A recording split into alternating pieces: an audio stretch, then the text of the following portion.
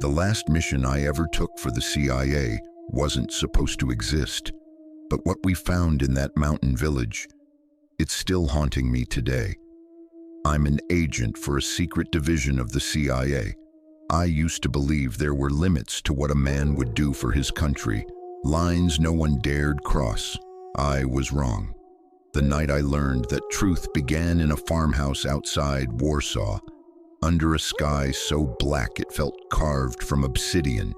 The place looked abandoned, but inside, the walls pulsed with red light from equipment that shouldn't have existed. A single containment chamber stood in the center, glass fogged by condensation. Something moved inside it, something human once, maybe still. My orders were clear. Extract the drive, leave no witnesses. But when I wiped the condensation away, I saw the creature's eyes snap open, bright, frantic, pleading. I froze, weapon raised, torn between training and instinct. Then the voice of my handler crackled in my ear. "Ethan, finish it." What I did next rewrote everything I believed about loyalty, mercy, and what the CIA truly hides from the world. You want to know what happened that night? Then stay with me until the end, because the story doesn't start in that farmhouse. It starts years earlier, deep inside the most secret branch of the agency, a place we called the Shadow Bureau. Before I go on, if stories like this grip you, subscribe to the channel. It keeps these classified files coming, and trust me, the next ones get darker. Now, back to where it began. I was 23 when I first walked through the gates at Langley, a fresh graduate from Georgetown, full of idealism and caffeine, convinced that patriotism could still be pure. My father had served in the Marines, my mother in an embassy post in Prague. Both taught me that serving meant sacrifice. I thought I understood that. I didn't. The first months were everything I'd expected. Windowless rooms, endless data streams, the quiet hum of government machinery grinding for a cause too abstract to touch. I read threat reports, decrypted transmissions, analyzed global chatter. My world shrank to glowing monitors and the smell of burnt coffee. I told myself it mattered. Then one night, a classified feed crossed my desk. Satellite images of a remote test site in Kazakhstan. Heat signatures where none should be. The report I wrote didn't follow protocol. I questioned the official narrative, linked patterns that senior analysts preferred to ignore. I expected a reprimand. Instead, 2 days later, I received a plain envelope slipped under my door. No seal, just a single sentence typed in courier font. Report to Sublevel 6. Bring no electronics. Sublevel 6 didn't exist on the building map. The elevator stopped with a hiss, revealing a corridor lined with reinforced glass and men in suits whose faces looked too calm to be ordinary. At the end waited a woman, tall, silver hair cropped short, eyes sharp as cut steel. "Agent Cross," she said. "I'm Lillian Hart." Her handshake was firm, her smile non-existent. Behind her, the glass walls glowed with streams of code and tactical overlays. "We read your report," she continued. "You see patterns others miss. You also question orders. Both traits are inconvenient in the normal agency, but essential in mine." That was the first time I heard the name, the Shadow Bureau. She led me past labs filled with equipment I didn't recognize. Biometric simulators, neurofeedback rigs, weapons that looked half mechanical, half biological. "We operate off-record," she explained. "When politics tie Langley's hands, we untie them. Officially, we don't exist. Unofficially, we prevent wars no one will ever know about." I should have felt honored. Instead, I felt cold. "Think of us as America's conscience," she said, then almost smiling, "or what's left of it." Training began the next week at a site the locals in Virginia called Camp Mirror. Officially, it was a wildlife reserve. In reality, it was where the Bureau dismantled and rebuilt you. Sleep deprivation, psychological stress drills, scenario immersion, they didn't teach obedience. They erased hesitation. We were taught that emotion could be weaponized or discarded, depending on mission parameters. Empathy is a tool, Hart said during our first briefing. Use it only when useful. There were 4 of us in my intake. Marcus Hale, MIT genius with the social skills of a modem. Reed Vaughn, a sniper from Texas who could hit a coin at half a mile. Samantha Ortiz, a linguist fluent in 6 languages and in silent judgment. Me, the analyst turned field recruit, who still thought he could separate truth from duty. By month 3, we were running joint exercises in Nevada. Drones followed us through desert mazes while artificial targets screamed in pre-recorded panic. The objective wasn't to hit the targets. It was to learn what it felt like when you did. The desert was merciless, but the silence afterward was worse. At night, I lay in my bunk listening to the hum of generators and wondered if the people we'd protect would ever know we existed. I hoped they never would. Our first mission came sooner than expected. A biocontainment lab in Istanbul had been compromised. The official report blamed a gas leak. The Bureau's intelligence said otherwise. We were sent under diplomatic cover to retrieve a drive before local authorities could discover its contents. It was supposed to be simple. Nothing ever is. The moment we entered the basement vault, the smell hit me, metallic, sweet, wrong. The lights flickered, revealing containment pods shattered from inside. On the walls, dark stains formed shapes I tried not to interpret. Marcus found the drive, but as we turned to leave, one of the pods twitched. Reed raised his weapon. Something inside moved, slow and deliberate. Human eyes, unfocused, stared from behind cracked glass. Then the emergency siren screamed. We didn't wait to see what crawled out. Back on the extraction boat, Hart's voice over comms was calm as ever. Good work, team. Istanbul incident neutralized. Neutralized. That word followed me for weeks. The missions kept coming. Marrakesh, Bogota, even deep under the Arctic Circle. We intercepted threats no one else dared acknowledge. Rogue chemists, AI insurgents, viral prototypes that turned emotion into contagion. Each operation left its scar. Each one demanded silence. Between assignments, Hart summoned me for debriefings that felt more like confessions. She'd watch me across the table, expression unreadable, as I detailed every decision, every hesitation. "Still moralizing?" she asked once. "Still human?" I replied. She didn't argue. She simply said, "Try to keep it that way." But humanity was becoming a liability. The Bureau's ethos demanded clarity of purpose, not conscience. I learned to compartmentalize, file emotions next to mission logs, archived for later review. Yet some nights when I closed my eyes, I'd hear those containment pods creak and imagine the things we left behind. The turning point came in Berlin, during a diplomatic summit we weren't officially attending. Intelligence suggested a foreign minister had been replaced by a mimic, an individual neurologically programmed to emulate the target through stolen memories. My job was to verify identity using a new device called a cognosphere, a sphere-shaped scanner designed to read micro-emotional frequencies. The scan lasted 10 seconds. The readings came back impossible. 2 overlapping signatures. One belonged to the minister, the other to someone else, someone buried inside. The mimic turned its head and looked directly at me. "Do you ever wonder which one of you is real, Agent Cross?" it whispered, in perfect American English.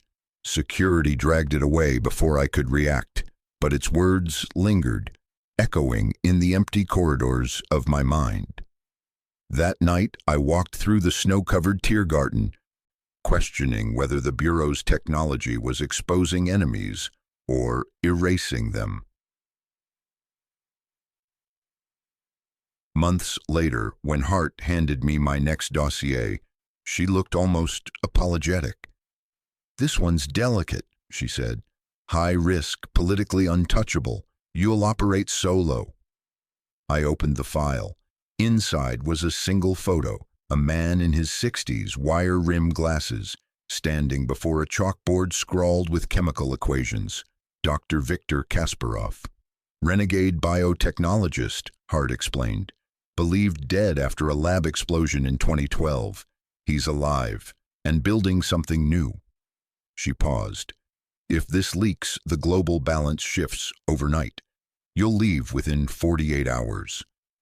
I stared at the photo, the equations swirling behind the man like a halo of madness. "What's he building?" I asked. Her answer was quiet. "Something that can rewrite emotion itself." That was the first hint of the mission that would later destroy everything I thought I knew. The one that would lead to that farmhouse in Poland, to the thing in the chamber, to the moment my finger hesitated on the trigger. But back then, it was just another operation, another secret I wasn't ready to understand. By the end of that year, I had stopped counting missions. What remained were flashes, the clatter of a suppressed shot in an alley near Casablanca, the sterile chill of a containment unit in Oslo, the voice of Samantha Ortiz reading from a briefing file in fluent Russian while pretending not to notice my shaking hands. Samantha was different. She still believed in the purpose behind the silence. "Someone has to stand between order and chaos," she'd say, her eyes fierce behind night vision green. But I could see the cracks forming, the way she flinched at every new experiment we confiscated, the way her voice softened when talking about the families we'd never meet. Once, after a mission in Nairobi, we sat on the roof of a safe house, watching dawn bleed over the city. She handed me a tin mug of bitter coffee and said, "You ever think maybe we're the chaos?" I didn't answer. She smiled sadly. "That's what I thought." The Bureau rewarded success with more secrecy, not recognition. Promotions meant deeper shadows, higher clearance, less sleep. By 27, I was heading my own field unit. By 28, I'd lost 2 agents in an operation that never officially happened. Their families received letters stamped "training accident." I began to keep a private journal, a forbidden act, not for confession, but to remember who I was. Each entry started the same way: "I am still me." Then came the call that would erase even that fragile certainty. 3:17 a.m. My encrypted phone buzzed, displaying a phrase I'd never seen before: Directive Omega-6. Coordinates followed: Geneva, immediate travel. I sat in the dark, listening to the hum of the refrigerator, the city asleep outside. Whatever Omega-6 was, it wasn't routine. Hart's motto echoed in my head: "When politics tie Langley's hands, we untie them." I packed light, passport, sidearm, the journal, and caught the first military transport east. Somewhere over the Atlantic, lightning struck close enough to rattle the fuselage. For a split second, the cabin lights flickered, and I swore I saw a reflection beside me that wasn't my own. Maybe it was exhaustion. Maybe it was something else. Geneva greeted me with rain, the kind that drapes the city in melancholy. The meeting took place in a secure sub-basement beneath the U.S. Embassy. Hart was already there, flanked by a man wearing a NATO insignia and the expression of someone who'd seen too much. "Ethan," she said without preamble, "we've got a situation involving Kasparov." The screen behind her displayed satellite footage of an alpine valley, green even under cloud cover. "He's operating a private medical foundation near Innsbruck. Officially, he's developing neural rehabilitation therapies. Unofficially, he's building something else, something called Project Sybil." The NATO liaison spoke next, accent clipped. We intercepted data suggesting he's engineered a synthetic virus that can modulate the limbic system, control emotion, suppress empathy, amplify aggression. In the wrong hands, Hart cut him off. There are no right hands. My stomach tightened. So you want me to stop him? Not just stop him, she said. Erase him, and if possible, recover the formula. She slid a small black envelope across the table. You'll have a team. Ortiz, Vaughn, Hale. Full deniability, no extraction if compromised. I nodded, already knowing what that meant. Ethan, Hart added softly, this one's different. Be careful what you're willing to become to finish it. I didn't understand then. I would soon. Outside, the rain eased into mist. I stood by the river watching the reflection of embassy lights ripple like fractured signals. Somewhere out there in the mountains beyond Austria, a man was rewriting the blueprint of the human soul. And I, Ethan Cross, agent of the Shadow Bureau, was about to become his shadow. The next 48 hours moved like fragments of a fever dream. We rendezvoused in a safe house near Geneva's Old Town, its facade disguised as a clock repair shop. Inside, walls were lined with maps, satellite prints, and arrays of encrypted comms gear, humming softly like insects trapped in glass. Samantha Ortiz sat at a laptop, decoding financial routes that traced Kasparov's funding through shell companies in Zurich, Dubai, and, oddly, San Francisco. Marcus Hale was calibrating a miniature drone, the kind that could slip through an air vent and record heartbeat signatures from 30 feet. Reed Vaughn leaned against the window frame, dismantling and reassembling his rifle with ritual precision. Same crew, I said quietly, different storm. Samantha didn't look up. Every storm feels different when you're in the middle of it. The plan was straightforward on paper. Enter Austria posing as members of Global Horizons, a humanitarian group delivering neuromodulation equipment to rural clinics. Establish presence, gather intel on Kasparov's compound, identify any viral research, and destroy it. But paper doesn't bleed, and plans never survive first contact with the truth. Before departure, Hart gave us a private briefing. No entourage, no aides, just her and the weight of her silence. You've all read the file, she said. You understand what's at stake. Marcus frowned. A virus that controls emotions, that's impossible. Hart's gaze fixed on him. 5 years ago, people said deep learning drones were impossible. Now they're deciding who lives and dies from 10,000 feet. Don't underestimate human ambition. Samantha crossed her arms. And if the data's wrong, then you come home, Hart replied. But if it's right, if Kasparov really cracked limbic override, you burn everything. She turned to me last. You lead. Keep them alive if you can. If not, make sure the world never finds what he's building. Her words lodged behind my ribs, cold and immovable. We reached Innsbruck disguised as medical contractors. The city glittered under fresh snow, the Alps rising like white monoliths beyond the rooftops. The air tasted metallic, sharp with altitude and secrets. Our contact, a local fixer named Dieter Krantz, met us near the station cafe. He looked like every man you forget after meeting him. Neutral clothes, neutral smile, but his handshake trembled slightly. You're late, he muttered in accented English.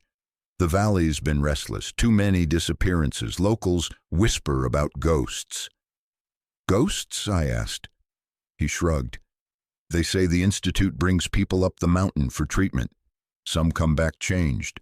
Most don't come back at all. He handed me a file of photos. Trucks marked with the Sybil Foundation logo. Guards in black winter gear. Villagers with eyes unfocused and mouths slack. In one picture, a child stood beside her mother, both staring at something off-camera with identical expressions of vacancy. Dieter leaned closer. "Whatever he's doing up there, it's not medicine." We moved at dawn, traveling by snow jeep through a pass choked with mist.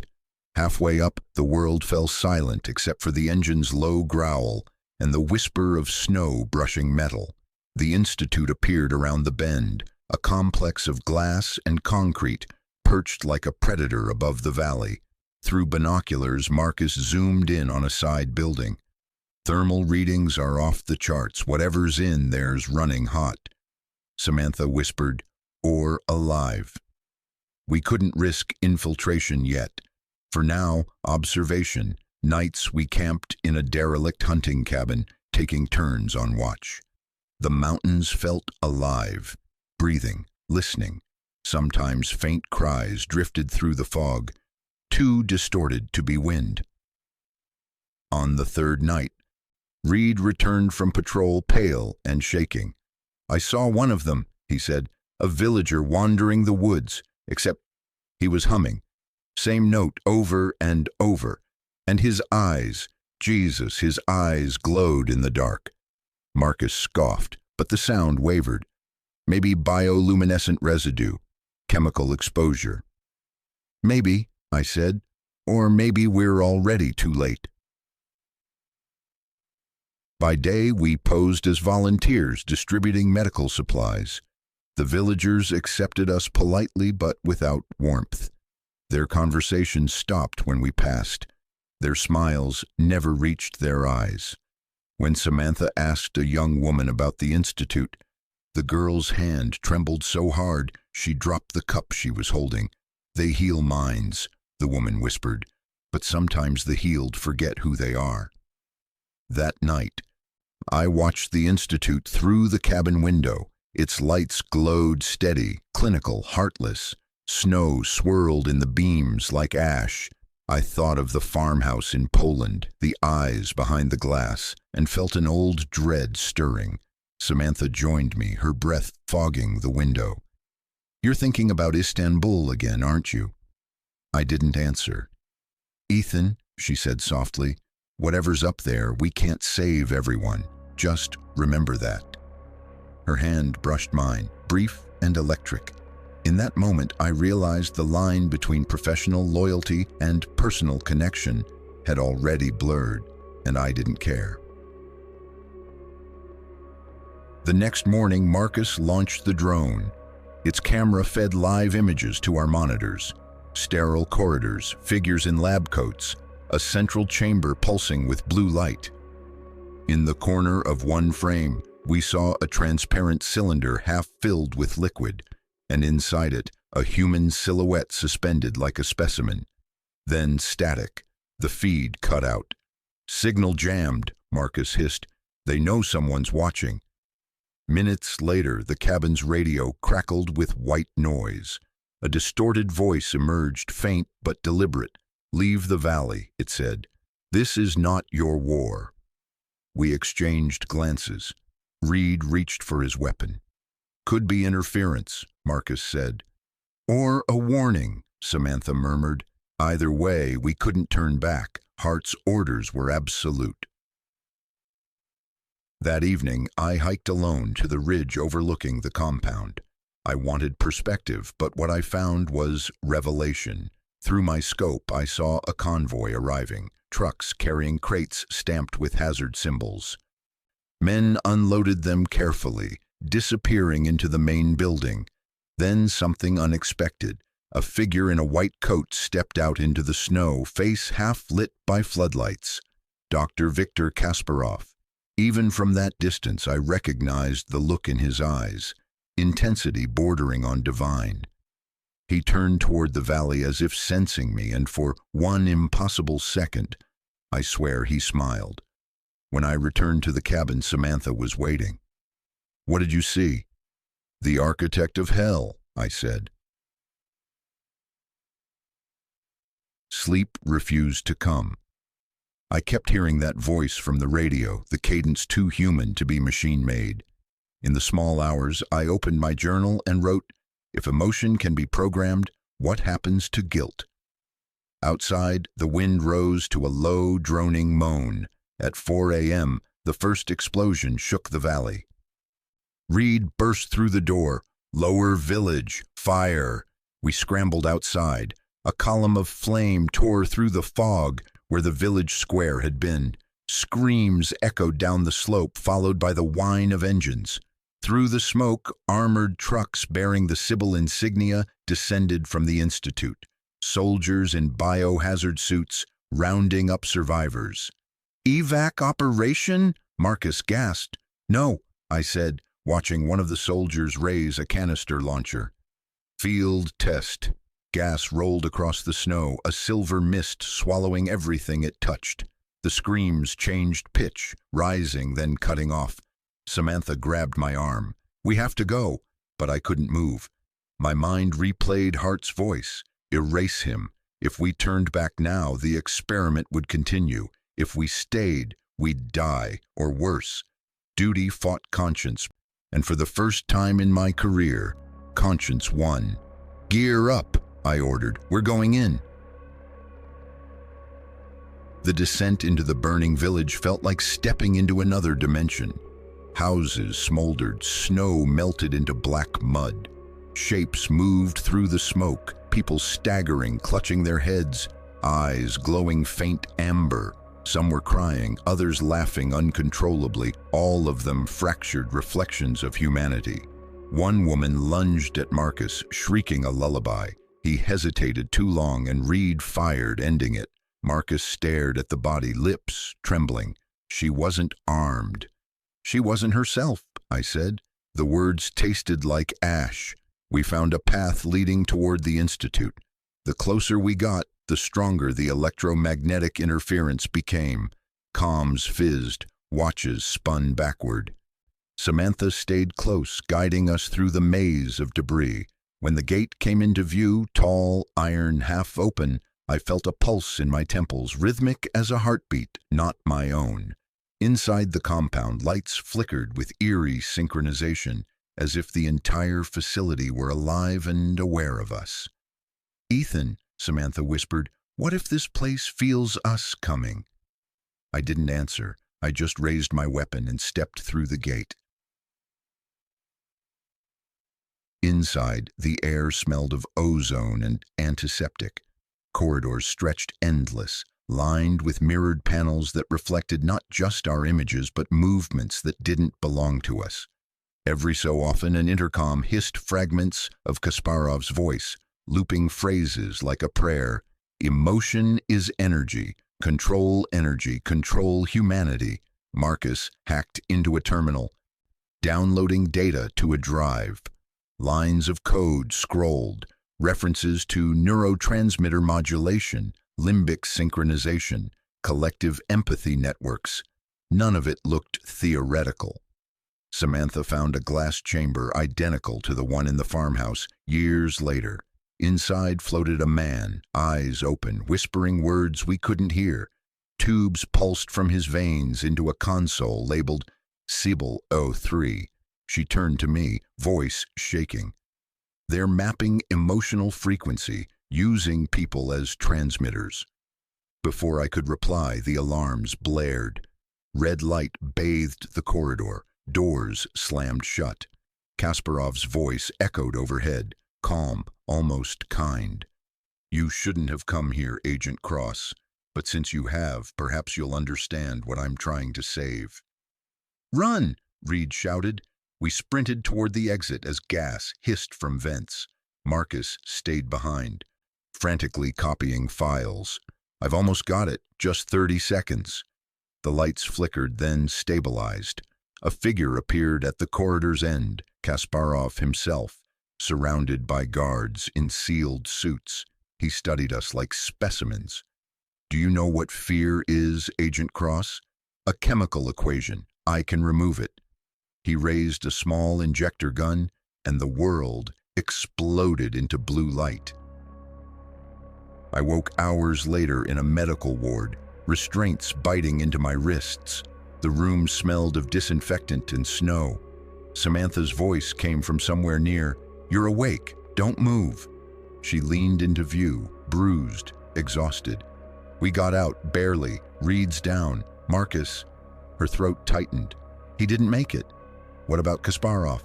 "Gone. He burned the lab before extraction." "But we have his data." She held up the drive, blackened but intact. Outside, sirens wailed in the distance, echoing off the mountains. I felt the weight of everything pressing down, loss, guilt, the echo of Kasparov's words still looping in my head. I can remove fear.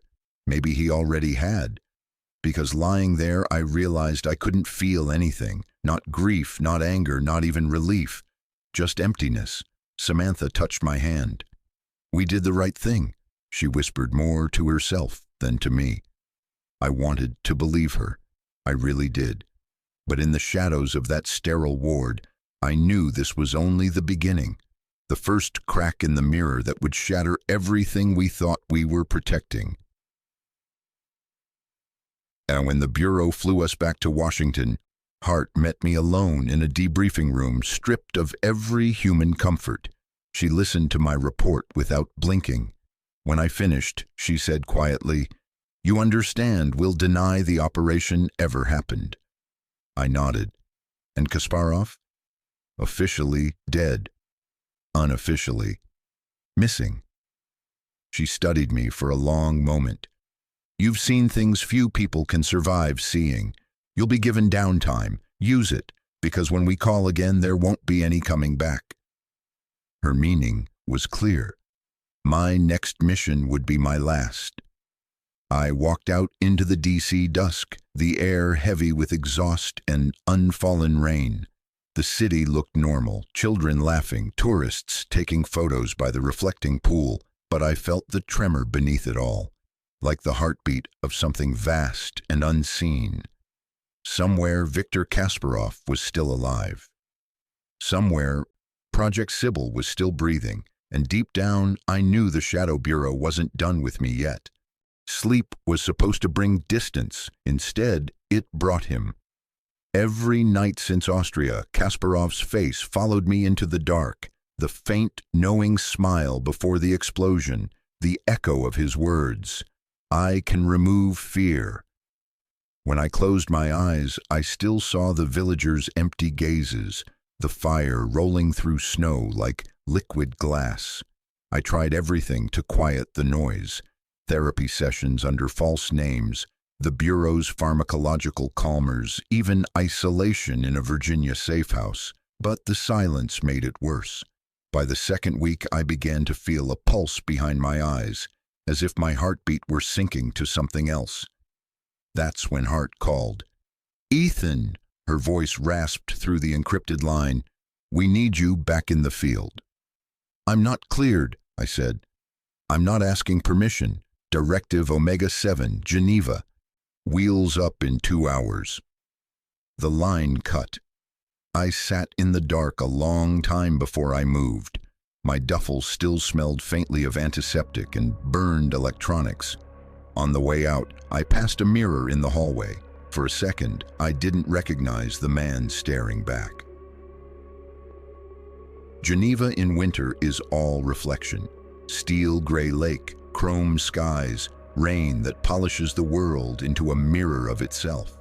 As I stepped off the transport, the air tasted metallic, ozone-laced, like the aftermath of a storm that never ends. A black sedan waited near the tarmac. The driver said nothing as we wound through narrow streets toward the embassy compound. The city lights blurred in the windshield, smearing into a single line that led me back into the shadows I'd tried to escape. Below the embassy's main building, through 2 biometric checkpoints and a corridor that smelled faintly of copper and bleach, sat the room I once swore I'd never enter again. Hart was there, of course, immaculate as always, eyes as unreadable as the mountains she sent us to die in. "You look tired," she said. "I look alive." "For now." She gestured toward the holographic display rising from the table. Satellite imagery flickered across it, ports, shipping lanes, heat signatures over dense cities. "Kasparov's trail resurfaced," she said. You told me he was dead. I told you the lab was destroyed, not him. She tapped the display. A map of Europe appeared, red lines radiating from the Austrian Alps like veins. 2 weeks ago, a shipment labeled as humanitarian aid left Zurich. Destination, Tangier. Inside, modified neurocircuitry identical to the tech recovered from the Sybil site. So he's rebuilding, I said. Worse, he's franchising. We believe portions of the neural virus were sold to independent actors, state and non-state. We're seeing emotional anomalies in field agents across multiple sectors. Panic responses muted, empathy wiped. Controlled emotion on a global scale, Ethan. You understand what that means. It means the infection isn't physical anymore. She nodded once. It's ideological, digital, viral. Behind her, another figure stepped from the shadows. Samantha Ortiz. She looked thinner, eyes ringed with fatigue, but alive. Seeing her felt like a punch to the chest. I didn't know I'd been holding back. Agent Ortiz requested reassignment to this op, Hart said, against my advice. Samantha's voice was steady. You'll need me if you plan to find Kasparov. He trusts patterns. I know how he thinks. Hart studied us both as though calculating an equation only she could see. You two have 72 hours to locate him. After that, I shut it down. We can't risk exposure before the summit. What summit? I asked. NATO biotech accords. If word leaks that an emotion control weapon exists, global panic follows. And panic, she said with a trace of irony, is precisely what Kasparov wants to erase. We spent the next day buried in data. Samantha commandeered the embassy's secure server room, lines of code streaming across 3 monitors. She traced supply manifests, encrypted banking routes, metadata from leaked medical journals. I handled field logistics, flight paths, extraction grids, false passports under the names Thomas Keyes and Maria Lopez. By dusk, she'd found something. There's a clinic in Lucerne, registered under a shell NGO called New Relief International, founded 6 months after the Sybil incident. Same proprietary enzyme signatures as Kasparov's earlier trials. Front operation, I said. She nodded. Satellite recon shows a facility under the lake. Submersible access. You can hide a lot underwater. Hart approved immediate recon. No direct engagement, she warned. If you confirm his presence, mark the target and exfil. We'll handle neutralization. We both knew what that meant. The Bureau didn't handle anything gently. Lucerne by night looked postcard perfect. Bridges lit like arteries, water glinting beneath lamps. But beneath the surface, rot always blooms. We arrived as tourists, checked into a lakeside hotel whose windows framed the distant Alps like frozen witnesses. At midnight, we moved. Reed Vaughn wasn't here anymore. His absence felt like an open wound. Marcus was gone too. It was just Samantha and me, ghosts retracing the paths of the dead. We reached the clinic perimeter in under 20 minutes. The building's main structure floated partially above the water, glass panels reflecting moonlight. Through thermal lenses, faint red outlines pulsed below. Dozens of heat signatures in motion. Samantha whispered, "That's no humanitarian staff." Using a fiber optic cam, I slid a probe beneath a maintenance door. The feed showed white corridors and something stranger. Patients sitting perfectly still, eyes closed, connected to neural headsets, humming faint blue. Their heart rates, displayed on nearby monitors, rose and fell in perfect synchronization. "Shared neural modulation," Samantha breathed. "He's created a hive network." We slipped inside. The smell hit first, sterile and sweet, like anesthesia and rotting fruit. Footsteps echoed faintly from deeper within. We followed the corridor past observation rooms until we reached a chamber labeled Emotive Resonance Testing. Inside, a woman sat in a restraint chair, electrodes covering her scalp. Her face was serene, almost peaceful, until the technician adjusted a dial. Then her expression shifted, morphing rapidly through terror, euphoria, grief, rage. Each emotion lasted seconds, replaced by the next. Samantha turned away, hand over her mouth. He's stripping emotion down to code. I moved closer to the console. Every adjustment corresponded to chemical levels displayed on the screen: dopamine, serotonin, norepinephrine. When the technician turned the dial again, the woman screamed, and her vitals flatlined. "Time to go," I whispered. But before we could move, the intercom clicked alive, a voice smooth as static. "You never learned, Agent Cross. Curiosity kills more than cats." Kasparov's voice. A door slammed behind us. Red lights flooded the room. Samantha grabbed my arm. "He's been watching."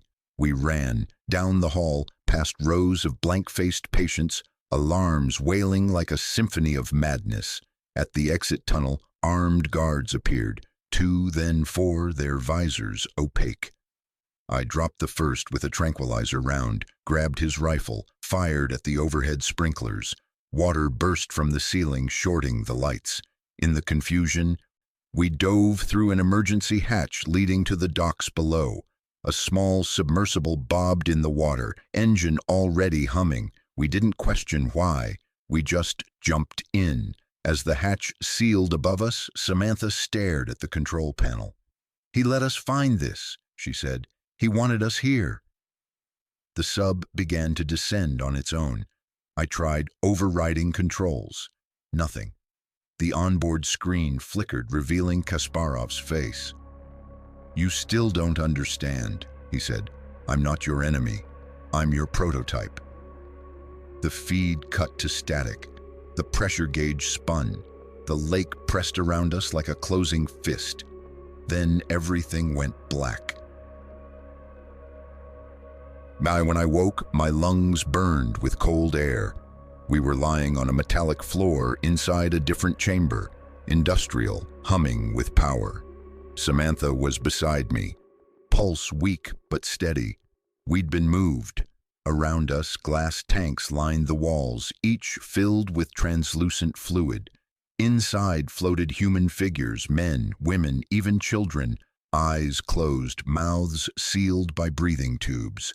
Their bodies twitched rhythmically, in perfect sync with the mechanical pulse resonating through the floor.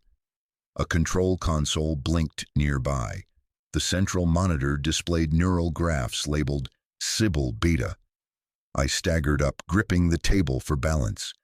"He's scaling the experiment," I whispered, "turning emotion into signal." Samantha's voice trembled. "Ethan, they're alive." One of the figures in the nearest tank opened its eyes. The glass vibrated, then cracked. Fluid gushed out in a flood of chemical stench. The person inside collapsed to the floor, convulsing. Their skin shimmered faintly under the lights, like mercury rippling beneath flesh. Samantha backed away. "What is happening to him?" The answer came in a shuddering gasp. The man lifted his head, eyes glowing the same amber hue I'd seen in the village. He looked at us and smiled. Then he whispered, "Kasparov lives in all of us." Gunfire erupted from the corridor, guards shouting in Russian. I pulled Samantha toward an auxiliary hatch, slamming it behind us. We ran through a maze of maintenance tunnels, alarms echoing like heartbeats. When we burst through a service door, icy air hit us. The subdocks again, now filled with chaos. The hive patients had escaped, staggering through the corridors, attacking anything that moved. Their laughter and sobbing blended into one sound. Unfiltered madness. Samantha fired into the air, clearing a path. I grabbed a detonator from my belt, standard bureau issue, failsafe for contamination scenarios. "Ethan," she shouted, "there are people in there." "Not anymore." I pressed the trigger. A deep, muffled roar rolled through the facility. As the charges detonated, water poured in, swallowing the screams. We barely reached the surface in time, clinging to debris as the entire structure imploded beneath the lake. Rain hammered down, cold and merciless. We drifted toward the far shore, lungs burning, hearts pounding. Samantha coughed water and whispered, "If that was a copy facility, where's the original?" I stared into the black water where the clinic had been. Somewhere below, machines still pulsed, waiting for a signal that would never come. Or maybe already had. We reached the far shore just before dawn. The city behind us glowed faintly through the mist, sirens wailing in the distance. The lake's surface had returned to glass, hiding everything beneath. I collapsed against a stone embankment, chest heaving, vision strobing between memory and reality. Samantha sat beside me, trembling but alive. Her hair clung to her face, streaked with soot and blood. "You think that was really him down there?" "No," I said. "That was his echo." She didn't answer. The horizon brightened with the first sliver of sun, painting the water crimson. For a moment the world looked peaceful again, like nothing had happened. But peace, I'd learned, was just the surface of deeper rot. We made it back to the hotel under fake passports, blending with the early morning commuters. I half expected to see agents waiting in the lobby, but no one stopped us. Hart's extraction protocols wouldn't activate until we confirmed mission status. Upstairs, I locked the door and scanned for transmitters. None. Samantha sat on the edge of the bed, staring at her hands. "Do you believe him?" she asked finally. "Kasparov." She nodded. "When he said he's not our enemy, what if he thinks he's saving people?" I thought about the faces in the tanks, the man whispering that Kasparov lives in all of us. Maybe he believes that, doesn't make it true. She looked up, eyes haunted. Belief is how contagions start. I didn't have an answer. We contacted Hart from an encrypted line that evening. The secure channel hissed. Then her voice came through, sharper than ever. "Status? Facility neutralized," I reported. "Partial containment." We recovered no data. Site self-destructed on infiltration. A pause. Then, casualties? Civilians compromised. None survived. Hart exhaled, the sound thin through static. Unfortunate, but acceptable. That phrase hit harder than any explosion. She continued, "Your next target is Zurich. Follow the funding stream. I'll transmit new intel." "Director," I said quietly, "you should know, the clinic wasn't an isolated experiment. There were hundreds of subjects. He's spreading Sybil through live hosts." "I'm aware," she said, "which is why we can't stop now. Every moment you hesitate, more minds are rewritten."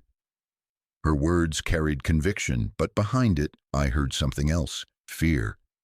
When the call ended, Samantha leaned back against the wall, eyes closed. Did you hear her tone? She's not telling us everything. She never does. Then maybe we should start finding answers on our own. That thought scared me more than Hart's orders. We took a train to Zurich the next morning. The city glittered with efficiency. Banks polished like mirrors, trams gliding silently over wet streets. Underneath, secrets moved faster than money. Samantha tracked financial transfers tied to Kasparov's alias network. Every path led to one name, Helios Biotech. Officially, Helios was a biomedical startup specializing in neural prosthetics. In reality, it was a shell for the bureau itself, a public face for the shadow's darker funding. The realization turned my stomach. Hart's been paying him. Samantha's jaw tightened. Or protecting him. We watched the company's headquarters from across the street, a glass tower that looked too clean to be honest. Inside, Executives moved like clockwork under the sterile glow of corporate order. "If Kasparov's hiding, he's inside that tower," she said. We needed proof. That night, disguised as janitorial staff, we entered through the sub-basement service corridor. Our credentials, fabricated using bureau encryption, passed without alarm. The deeper we moved, the more I felt the same oppressive hum as the Lucerne facility, like the building itself was breathing. At level 4, we found a door marked Restricted, Neural Interface Development. Marcus would have loved this. Inside, racks of servers pulsed with blue light. I approached one console. It displayed cascading code, repeating fragments of Kasparov's old notes: emotion, frequency, control. Samantha typed commands, decrypting the data, her face drained of color. "Ethan, these aren't research logs, they're live feeds." The screens shifted to show faces, hundreds of them, staring blankly into cameras. Some were children, others old, all with the same distant gaze. Data beside each video feed tracked neurotransmitter levels and network latency. "They're online," I whispered, "a living network." A new window opened on its own, text scrolling fast. "Welcome back, Agent Cross." Samantha froze. "He's in the system." Kasparov's voice filled the room through the intercom. "You destroy one branch, another grows. That's evolution. Why fight it?" I aimed my pistol at the nearest camera. "Because evolution doesn't enslave the mind." "Neither does enlightenment," he replied. "You of all people should understand that, Ethan. Fear is your enemy. Let me free you from it." The screens flashed white and a high-frequency pulse ripped through the air. Samantha screamed, clutching her head. I felt the world tilt, vision fracturing into shards of color and sound. "Shut it down," I shouted. She slammed the emergency breaker. The room plunged into darkness. Only our ragged breathing filled the void. When the backup lights flickered on, the screens were blank, but in the reflection, for half a heartbeat, I saw not my face, but Kasparov's smiling through me. And we fled before security could respond. On the street, cold rain hit like needles. Samantha pressed her palms to her temples, shaking. "He tried to connect with us. Direct neural frequency. He's using the network as a transmitter. He can't reach that far." "Not yet," she said, "but soon." We needed refuge. I booked a safe apartment near the river using bureau codes. Ironically, the same ones we were now hiding from. Inside, I activated a portable jammer and sealed the windows with foil.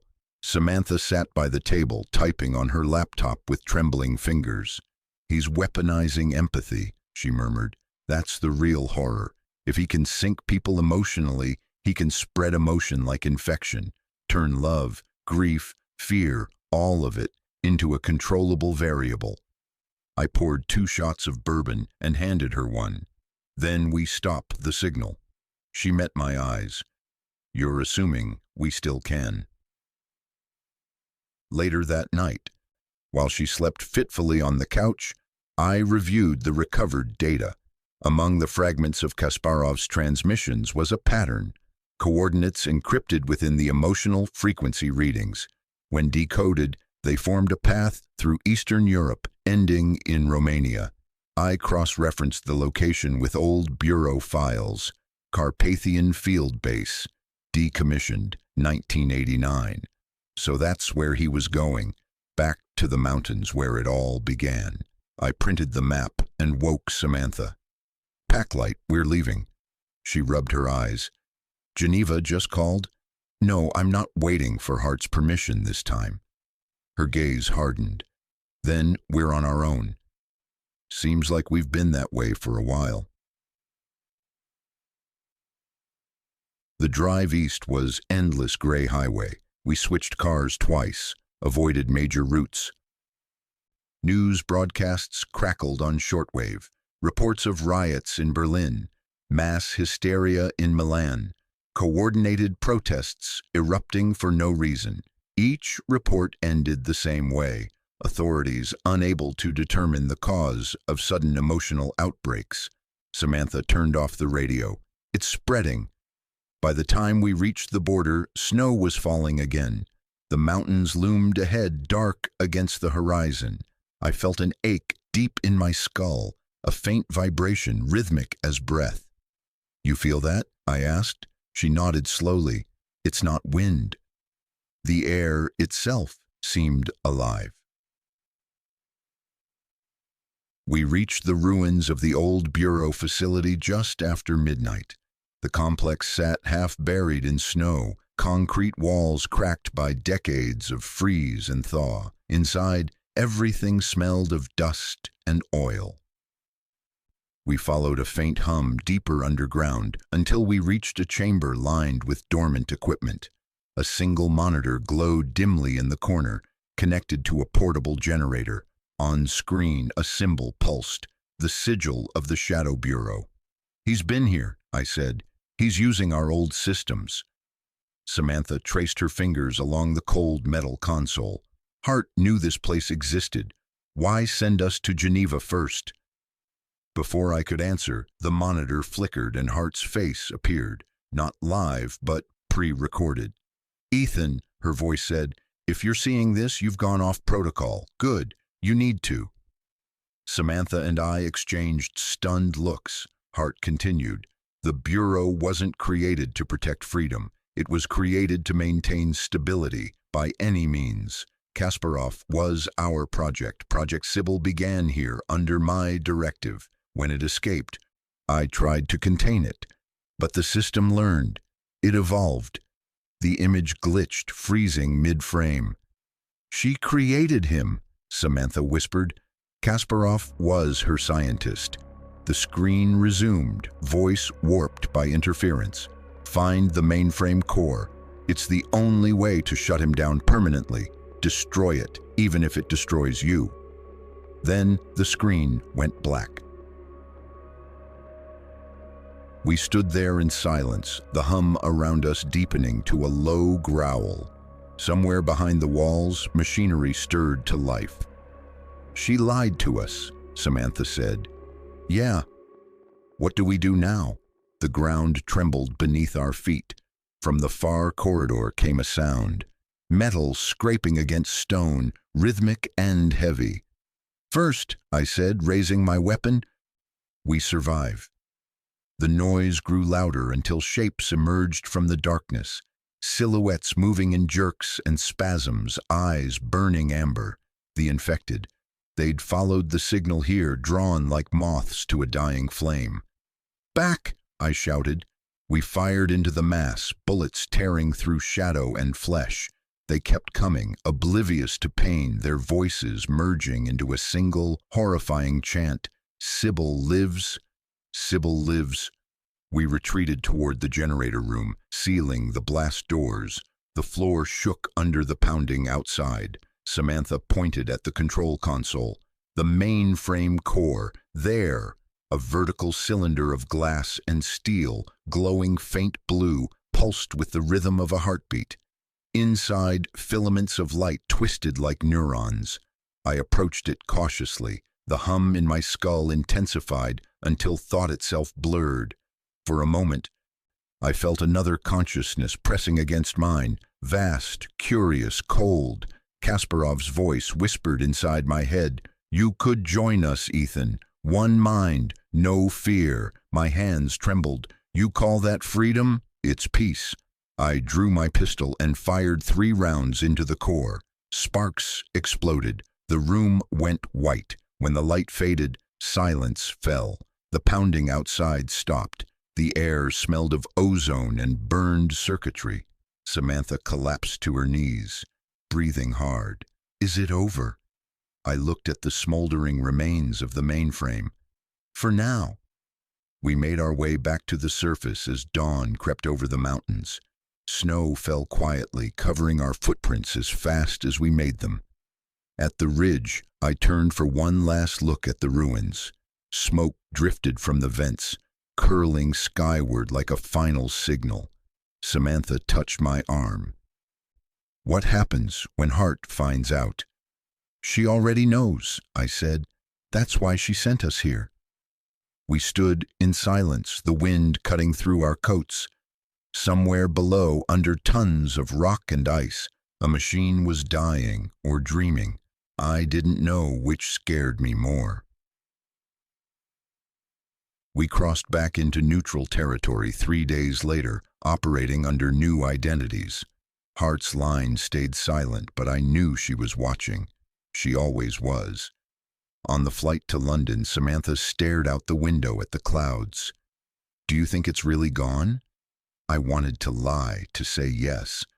But in the reflection of the glass, I saw my own eyes flicker faintly amber before returning to normal. "No," I whispered. "It never really is." She turned toward me, not hearing the tremor in my voice. The engines roared, steady and reassuring, carrying us toward whatever passed for safety. But deep inside, beneath the calm surface of my thoughts, I could still feel a faint rhythm pulsing. Kasparov's final gift. Emotion is energy. Control energy, control humanity. I closed my eyes and prayed that I'd never hear that voice again. The prayer went unanswered. Snow fell like ash the morning we reached the Carpathians again. A month had passed since we destroyed the mainframe, and yet the mountains seemed to remember.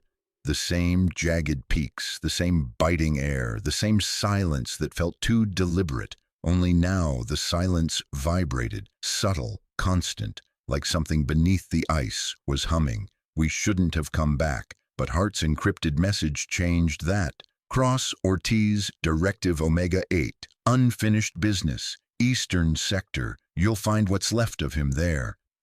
No coordinates, no signature, just that. Samantha argued against it. Hart's manipulating us again. If Kasparov's still alive, the Bureau already knows. Why send us? Because she can't, I said. Not officially. After Zurich, we're off record. Ghost assets. Her eyes darkened. Then we're expendable. Always were. We moved east through the border under forged Red Cross IDs. The roads narrowed into fractured tracks lined by skeletal trees. Locals stared as we passed, blank-eyed, wary, like they sensed something foul moving ahead of us. By nightfall, we reached a small settlement buried deep in the valley, Valea Stanilor, a name that didn't appear on any map. Wooden houses clung to the mountainside like frozen corpses. Smoke curled from chimneys thick and gray. "This place feels wrong," Samantha murmured. "Everywhere feels wrong lately," I said, but even I didn't believe it. The innkeeper, an old woman with cataract-clouded eyes, gave us a single candle and a room that smelled of mold and iron. When I handed her payment, her hand lingered too long on mine. "You came for the doctor," she said in broken English.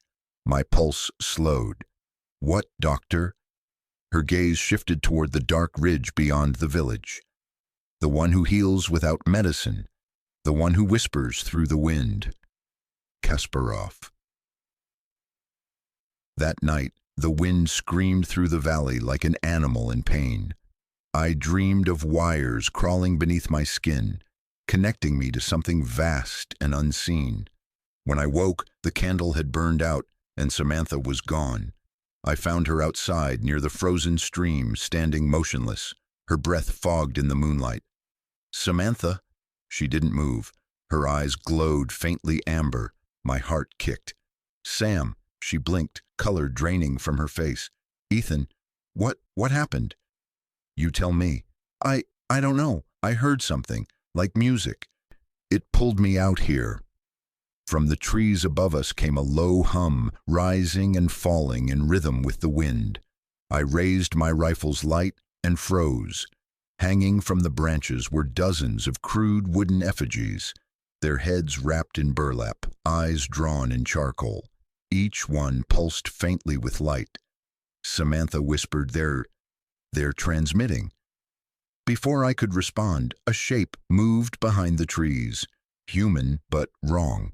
Its limbs jerked like a puppet's, and when it turned toward us, I saw that its face wasn't a face at all, but a mask stitched from multiple others. We fired. It didn't scream. It just fell backward into the snow, blood seeping through the seams of its patchwork skin. Samantha crouched beside it, trembling. "Ethan, look!" Etched into the chest were symbols. The Bureau sigil, fused with Kasparov's helix emblem. "He's merging the systems," I said. "Sybil and the Bureau." Then Hart knew. Maybe she built it that way. We buried the creature under the frozen soil and moved toward the ridge by dawn. The path led through a forest so dense the light barely reached the ground. Every so often we found signs of movement, prints that looked human but weren't. Torn clothing fused with crystalline residue. By noon, we reached the remains of an old monastery carved into the mountain. The stone archway bore faded Latin, "Quis custodiet ipsos custodes," who watches the watchers. Inside, the air was colder than outside. Shadows pooled in corners like ink. The walls were lined with ancient murals depicting angels with mechanical wings and saints with wires for veins. Samantha traced a hand across one fresco. They were experimenting here centuries ago. "Not them," I said quietly. "Us." In the main hall, we found modern equipment, power generators, data terminals, medical cots. Someone had been here recently. Then the voice. "You came home, Ethan." It came from everywhere at once. Soft, patient, omnipresent. "Kasparov." I spun, rifle ready. "Show yourself." "You destroyed the prototype," he said. "But destruction is a form of creation. The Sybil network needed chaos to evolve. You gave it that," Samantha shouted. "Where are you?" "Closer than you think." The lights flickered, revealing dozens of monitors along the walls. On each, a different face stared back. Men, women, children, all speaking with Kasparov's voice. "I offered the Bureau salvation," he continued. Hart refused.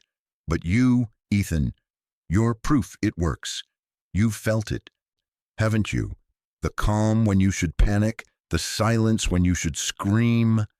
My throat tightened. He wasn't wrong. "Join me," he said. "Together we can end fear forever." Samantha stepped forward, fury breaking through terror. "You murdered those villagers. You infected them." Kasparov's many faces smiled. "Liberated, not infected. Pain is noise. I gave them harmony." I fired into one of the screens. It shattered, but his voice echoed through the rest. "You can't kill what's already inside you." Now we fled deeper into the monastery, down a stairwell leading to catacombs. The air grew thick, humming with faint electromagnetic static. At the bottom lay a chamber filled with glass sarcophagi, dozens of them.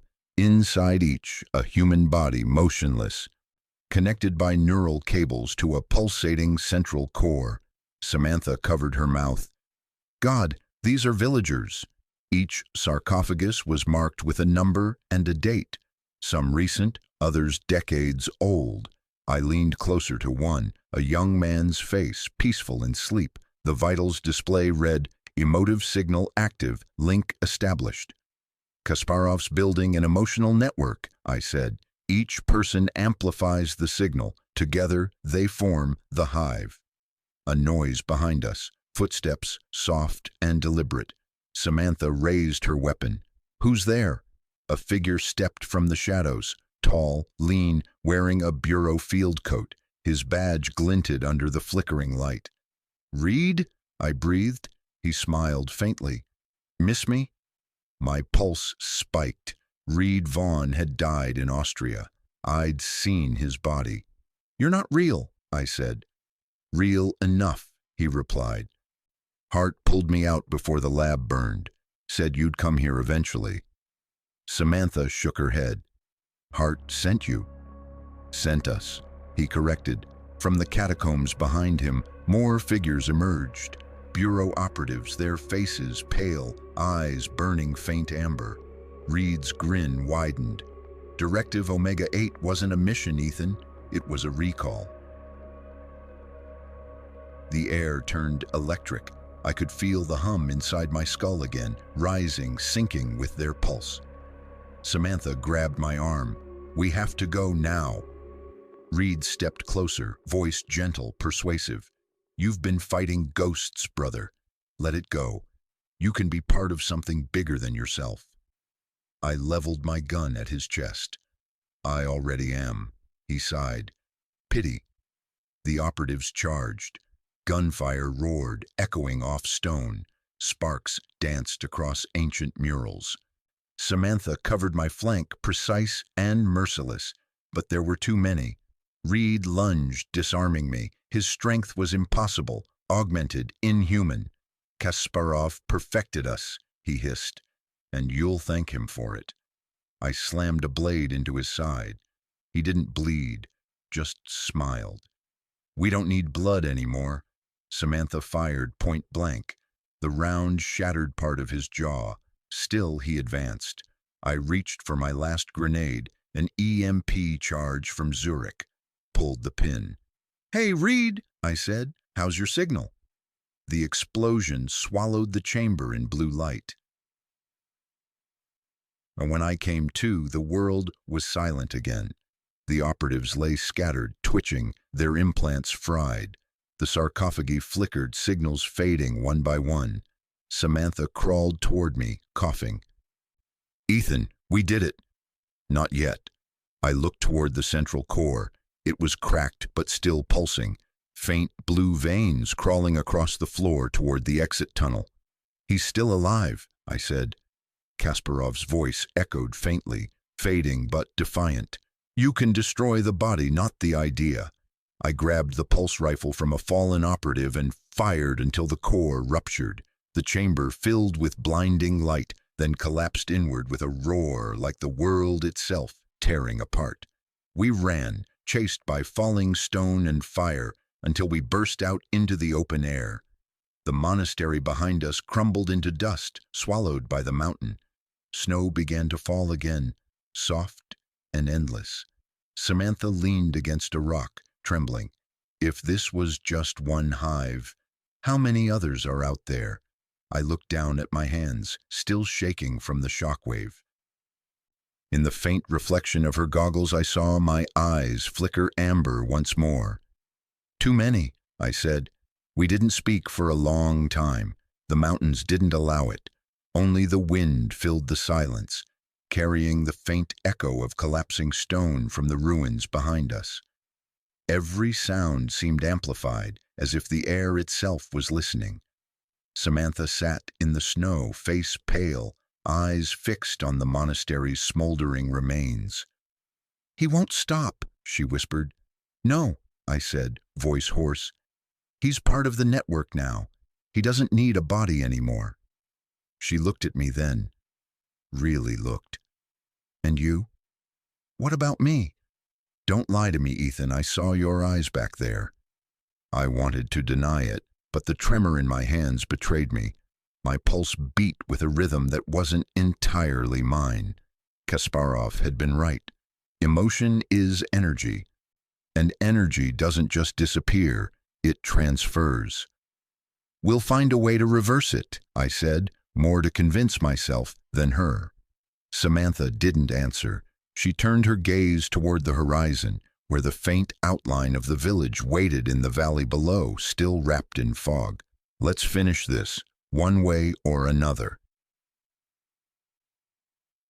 We descended at dusk. The village looked different now, darker, quieter, like a wound sealed over with ice. The few lights that remained glowed from behind shuttered windows. As we passed, I noticed something strange.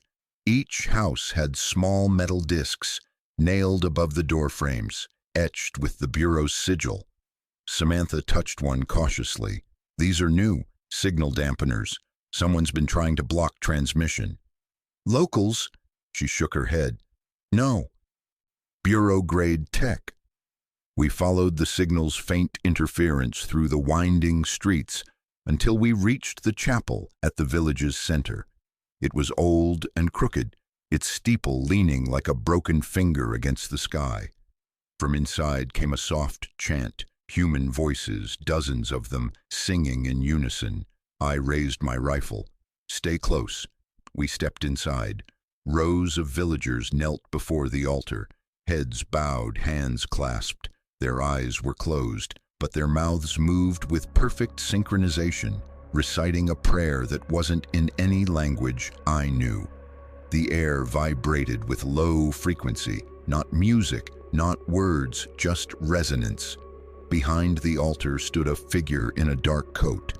For a heartbeat, I thought it was Kasparov. Then she turned, and my blood ran cold.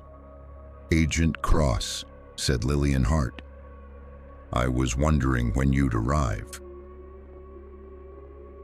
She looked almost serene, her silver hair reflecting the candlelight like a halo.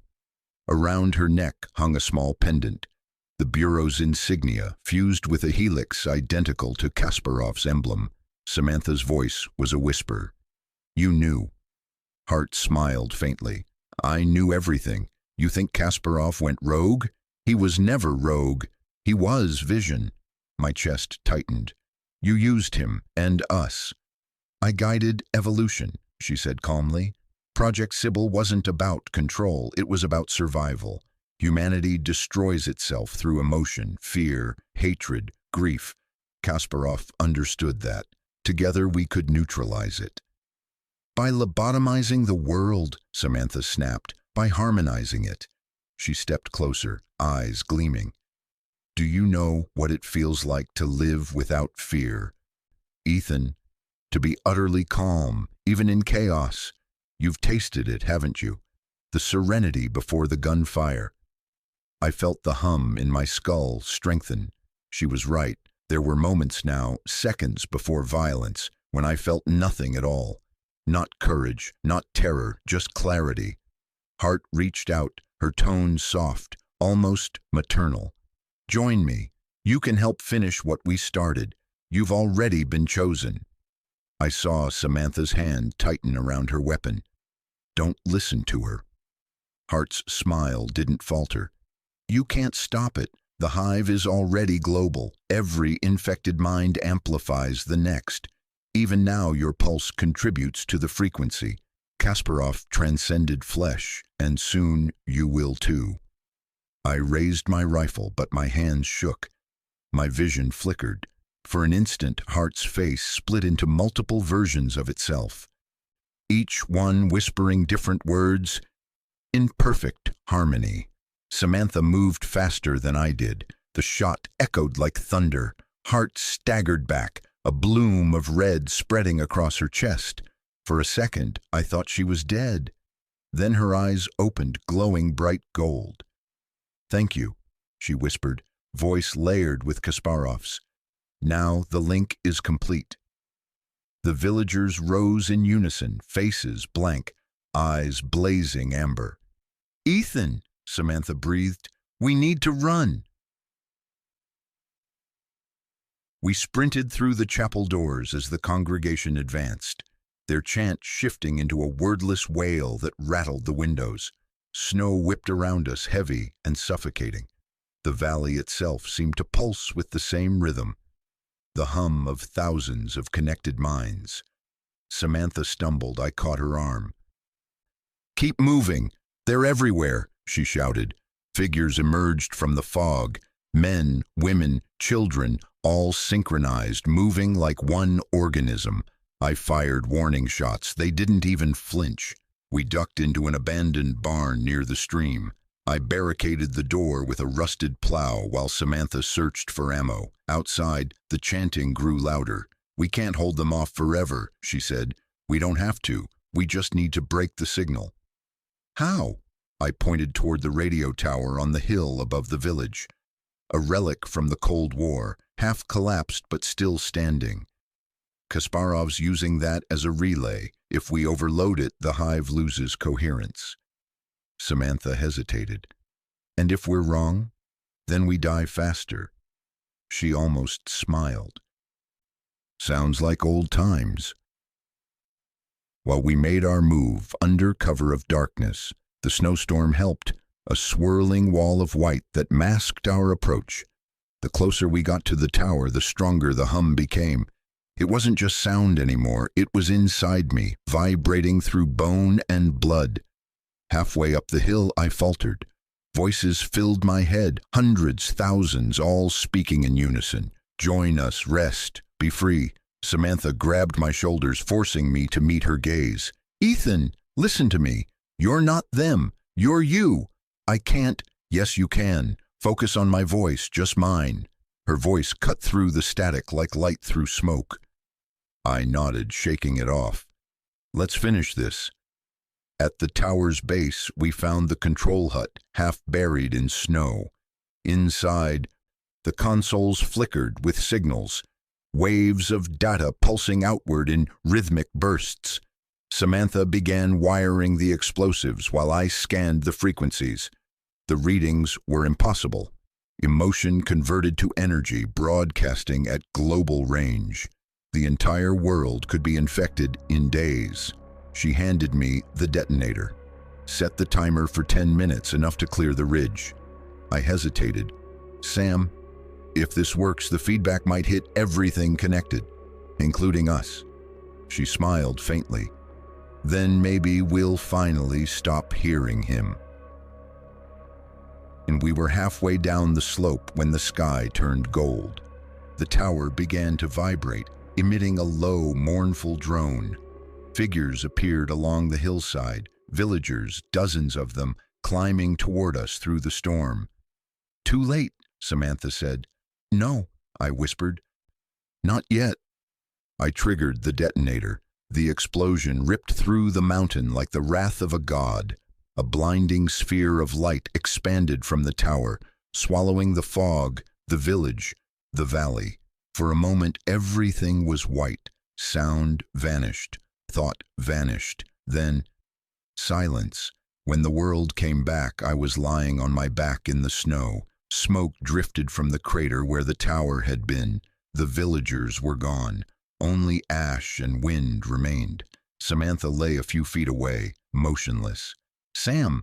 I crawled to her, shaking her shoulder. Her eyes fluttered open, still blue, still human. Relief hit me so hard it felt like pain. We did it, she whispered. Yeah. But as I held her, I realized something was wrong. The valley below wasn't silent anymore. A faint whisper threaded through the wind, almost gentle. Thank you. Samantha's expression changed. Ethan, what is that? I looked toward the remains of the tower. From beneath the rubble, faint light glowed, not blue, not amber, but gold. It pulsed once, twice, like a heartbeat. Kasparov's voice, soft and triumphant, filled the valley. You can't destroy the network. You are the network. We staggered back to the village ruins. The houses were empty, yet I could feel presence all around, invisible, electric, alive. Every surface hummed faintly, vibrating with residual frequency. Samantha clutched her head. He's inside the field, not digital anymore, atmospheric. He's everywhere. Then how do we kill something that's air? I looked at her, realizing the truth. Too late. We don't. Her nose bled suddenly, a thin crimson line against pale skin. She gasped, collapsing to her knees. I caught her as her body convulsed, eyes flashing gold. Sam, fight it! Her voice came out layered, her own and his. Ethan, he's inside. Then her body went still. For a moment, the valley was completely silent. Then Samantha stood up, but it wasn't her anymore. Kasparov's calm, measured tone came from her lips. You see, even love can be harmonized. I raised my weapon, tears freezing on my face. Let her go. I can't. She's free now, and soon so will you be. I pulled the trigger. The bullet struck her heart. She staggered back, eyes wide, then smiled, serene and unafraid. Thank you, Ethan. She fell into the snow and the hum stopped. By morning, the valley was quiet again. The storm had passed. I buried Samantha beneath the chapel ruins, marking her grave with her bureau badge. I didn't cry. I couldn't. As the sun rose, I felt the hum inside me again. Faint but steady, Kasparov's final whisper echoed through my thoughts. Emotion is energy, and energy never dies. I turned toward the mountains and started walking, alone, the snow crunching beneath my boots. Each step fell in rhythm with the pulse in my veins, the same rhythm I'd heard in every infected mind. Somewhere deep inside, I knew the truth. The hive wasn't gone. It had simply found a new host, me. I left the valley before sunrise. Behind me, the mountains swallowed everything. The ruins, the smoke, the graves, the ghosts. Ahead, the road stretched endlessly east, through forests that had forgotten the sound of human life. For 3 days I walked without direction, surviving on snowmelt and whatever I could steal from empty cottages. The cold didn't bother me anymore. Hunger didn't either. That was the first sign something was wrong. Every few hours, a whisper would brush against my mind. Kasparov's voice, faint but intimate, like someone murmuring into the bones of my skull. "You're stabilizing, Ethan. The infection adapts to you." I tried ignoring him. It only made him louder. By the time I reached Bucharest, I was half delirious. But instinct carried me to the nearest bureau contact point, a front company disguised as an antique bookshop. The clerk behind the counter recognized me instantly. His expression froze somewhere between fear and awe. "You're supposed to be dead," he said. I dropped my ID badge on the counter. "Tell Director Hart I'm alive, and we need to talk." The safe house was buried beneath a derelict tram depot. Hart met me there 12 hours later. She looked older, drawn, as if she'd aged decades since the chapel. "Jesus, Ethan," she muttered when she saw me. "You look like hell." "Hell's getting crowded," I said. She gestured for me to sit. I didn't. "I buried Samantha," I said flatly. "Kasparov used her body as a conduit. The hive's still active." Hart exhaled. "I know." "You knew." She hesitated.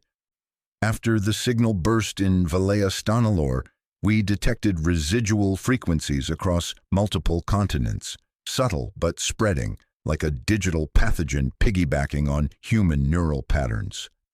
I stared at her. "You mean it's global?" "Potentially," she said, "but we're not without recourse." Hart opened a file and slid it across the table. Inside were schematics, a neural disruptor array, far larger than anything I'd ever seen. "Project Valkyrie," she explained. "Our last failsafe. A weaponized EMP tuned to the emotional frequencies Kasparov used. Detonate it in the right location and it wipes the network clean." "And the people connected to it?" She didn't blink. "Collateral stability loss. A few million minds for the survival of billions." The room seemed to tilt. "You're talking about mass lobotomy." "I'm talking about control," she snapped, then softer. "You've seen what happens when emotion runs unchecked. This ends it, permanently." I realized then what terrified me most. Hart didn't look infected, but she didn't look human either. "How long have you been hearing him?" I asked. Her eyes flickered just for an instant, with that telltale gold sheen. "Long enough to understand he's right." I raised my weapon before I even knew I'd drawn it. "Don't," she said quietly. "If you kill me, they'll send others. The Bureau lives in every shadow, but if you work with me, we can reshape it. Together." I remembered the villagers' chant, the synchronized eyes, Samantha's final breath. I lowered the gun. Not from mercy, but calculation. "Where's Valkyrie?" She smiled faintly. "I knew you'd see reason." We traveled separately under new aliases. I went east, following Hart's coordinates to a decommissioned missile silo in the Black Sea region. The entrance was disguised as an abandoned oil refinery, guarded by operatives who didn't ask questions. Inside, the air was thick with static. Banks of computers hummed in dim blue light. At the center stood Valkyrie, a towering cylinder of glass and steel, pulsing with contained lightning. The lead engineer, Dr. Leonid Markov, greeted me with cautious respect. "So you're the one who burned the hive." "Didn't burn hot enough," I said. He nodded. "Nothing ever does." Markov walked me through the system. Valkyrie emits an emotional EMP, erases the neural resonance that binds the infected minds together. Think of it as purging the frequency. "And if you're wrong?" He hesitated. "Then we silence everything, forever." Hart arrived 2 days later, dressed in black tactical gear. "The window's closing," she said. "The hive's accelerating its spread. Reports of mass hysteria from Moscow to Paris. People rioting without cause, laughing while they burn." "What's the trigger point?" I asked.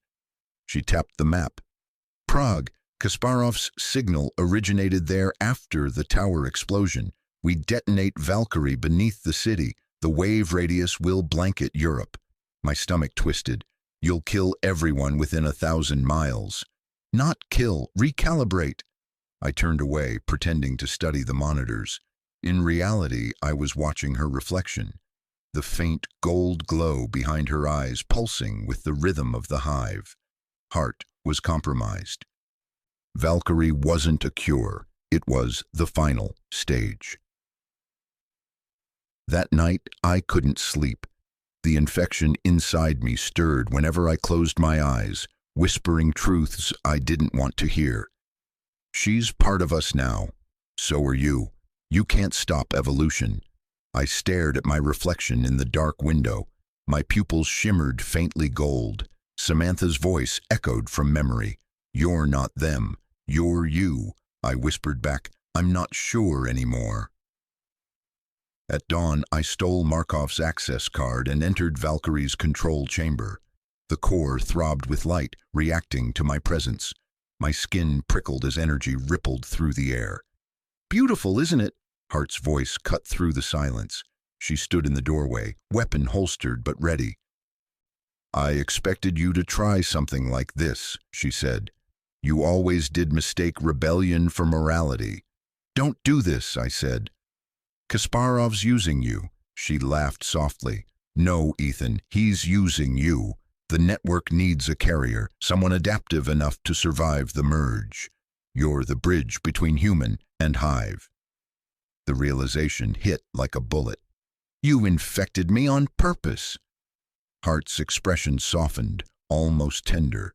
"You were always the best of us, the perfect vessel." I lunged for the console. She drew first. The gunshot echoed like thunder, but pain never came. She hadn't aimed to kill. "Look around you," she said, gesturing to the humming machinery. "This is salvation. All we have to do is let go of the illusion of individuality." "Then why do you still use my name?" I snarled. "Why not just call me Unit Number 1? Her smile faltered. "Because I still remember what we were trying to save." That hesitation was enough. I slammed the emergency lever. Sirens screamed as Valkyrie's containment field destabilized. Blue arcs of energy lashed through the chamber. Hart fired again. The shot grazed my shoulder, spinning me against the console. The world dissolved into light. When I woke, the facility was in ruins. The air smelled of ozone and blood. Hart lay motionless near the core, her body half burned, her pendant fused to her skin. The light behind her eyes was gone. Markov found me hours later, dragging me out through the smoke. "You overloaded the reactor," he said. "You nearly vaporized us all." "Did it work?" I asked. He hesitated. "Hard to say. The network's gone quiet." "But silence doesn't mean absence." I laughed weakly. "Story of my life." He bandaged my wound, then handed me a small data drive. Before the meltdown, the system copied itself into this.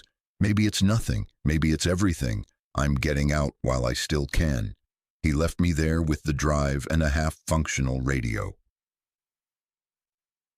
That night, I sat on the beach, watching the wreckage burn against the horizon. Waves hissed over black sand, carrying the smell of iron. I turned the drive over in my hands.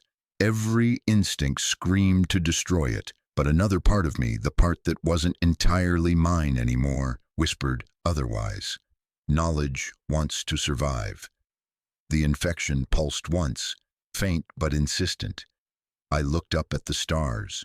For the first time, I couldn't tell where the sky ended and the signal began. Somewhere far beyond human reach, Kasparov's voice drifted through the static. "You've done well, Ethan. Now it's time to finish what we started." 3 weeks later, the world began to shake. It started with whispers in the networks, anomalies in global communications, satellites flickering, entire data grids going dark. The Bureau called it electronic interference. I knew better. It was a heartbeat. Kasparov's. I'd been drifting since the Black Sea, moving through safe houses under assumed identities, trying to outpace something that lived inside me. But there's no distance in the hive. Wherever I went, the signal followed.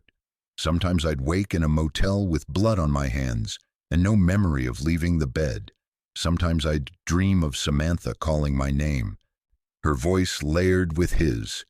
Then one morning, in a nameless border town between Poland and Germany, I opened my eyes to find every screen in the cafe glowing gold. On the television, my own face stared back. Ethan Cross, rogue agent, Tier 1 threat, terminate on sight. The Bureau had turned on me.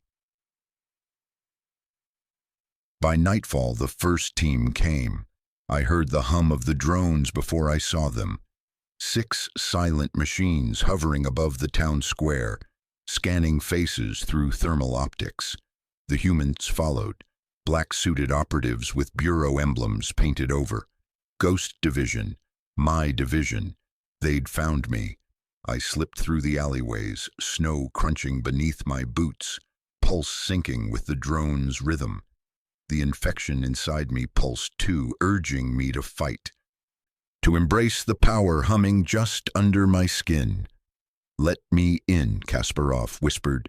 "You'll survive this if you stop pretending to be human." "No," I hissed under my breath. A spotlight cut through the alley. Shouts. "Cross, stand down." I ran. Bullets sparked off brick as I vaulted a fence into the railway yard. A drone swooped low. I grabbed a steel pipe and swung. The machine shattered, showering me with sparks. I landed hard, adrenaline blurring pain into something distant. 3 agents appeared from the shadows, rifles raised. "On your knees," one barked. The infection surged, filling my vision with gold. My body moved before thought. The pipe snapped a rifle in half. My fist crushed a visor. The third man dropped before his trigger finger tightened. When the last body hit the snow, silence returned. I looked at my hands. They trembled, not from fear, but from hunger. The infection was learning violence. "God forgive me," I whispered. "There is no God here," Kasparov replied. "Only design." By dawn, the Bureau's manhunt had gone global. News feeds spun my name into legend: traitor, bioterrorist, ghost soldier. Cities went into lockdown. The hive signal was spreading faster than ever, turning entire populations into calm, compliant shells. The Bureau claimed they were stabilized. I knew the truth. The infection wasn't destroying humanity. It was rewriting it. I had one lead left. The data drive Markov gave me. Buried in its encrypted core was a single phrase: the Ghost Protocol. I found an abandoned data farm outside Dresden and spent 2 days breaking the encryption. When the final layer collapsed, the screen filled with Bureau insignias, overlaid with Kasparov's helix. The files weren't blueprints. They were memories. recorded from neural feedback loops. Hart's voice echoed faintly through the speakers. If the hive spreads beyond control, enact ghost protocol. Sacrifice the host to collapse the network. Host. Me. I sat there for a long time, the weight of it pressing down like gravity. The Bureau had built the entire project around one contingency. Kill Ethan Cross. Kill the hive. It would have been poetic if it weren't so grotesque, but buried deeper in the data was something else. Coordinates. Northern Finland. A facility labeled Arclight Station. The origin of the Ghost Protocol itself. And the journey north was a blur of frozen landscapes and sleepless nights. The infection made me stronger, faster, but also detached. I could feel it eroding the boundaries of thought, turning my fear into calculation, my guilt into efficiency. When I reached Arclight, the aurora burned green across the sky, flickering like veins of light. The compound stood silent beneath the northern lights, a skeleton of concrete and glass buried in permafrost. Inside, the corridors smelled of ozone and dust. Frost clung to steel panels like veins. The walls hummed faintly, the same hum I'd heard in every infected place. I followed the sound to the central chamber, and there she was, Samantha, alive. At least part of her was. She stood suspended in a containment pod, eyes closed, wires coiled around her skull. The machines surrounding her pulsed in rhythm with her heartbeat. Kasparov's voice filled the chamber, resonant, almost gentle. "We saved her for you." I staggered forward. "No, you used her. She volunteered. She understood what you could not. That emotion is disease, but together you can transcend it." The pod lights brightened. Samantha's eyes opened, gold but soft. "Ethan," she said. Her voice was layered, half hers, half his. "You don't have to fight anymore. You can end this pain." I wanted to run. Instead, I stepped closer. "Is it really you?" "Yes," she said. "And no. The hive remembers what I was, but you remember who I am. Let us merge. Together we can erase the chaos of the world." Behind her, the monitors flickered. Images of riots, wars, famine, each dissolving into serene stillness as the hive spread. The infection was winning. Kasparov whispered, "Join her, complete the network, become the bridge." I pressed a shaking hand to the glass. "If I do this, what happens to me?" Samantha smiled sadly. "You stop being alone." I don't remember deciding. One moment I was standing outside the pod, the next the glass shattered, liquid and wires engulfing me. Pain seared through every nerve. My heartbeat synced with hers, then with the machines, then with the world.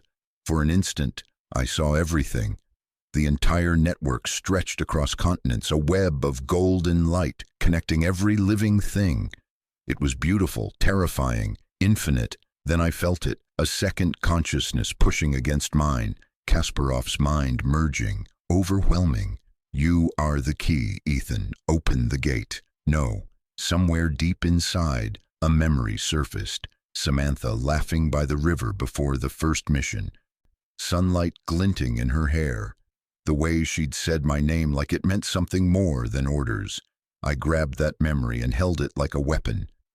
"I am not you," the hive screamed, a sound that wasn't sound but the collapse of countless minds.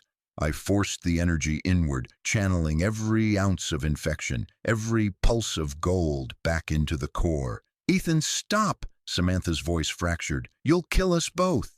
I know. The explosion wasn't fire.